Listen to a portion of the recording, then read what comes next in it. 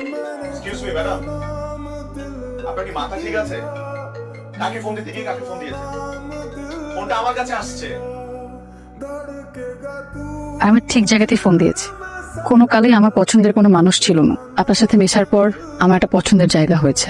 মনের ভেতর একটা ছোট ঘর হয়েছে, যেই ঘরে আপনাকে খুব যত্নে রেখেছি।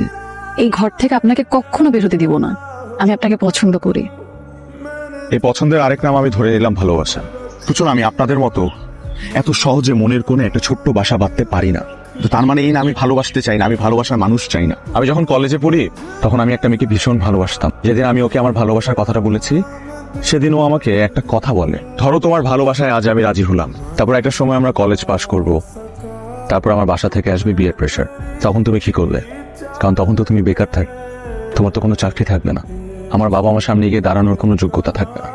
বাস্তবতা অনেক কঠিন। ওর কথা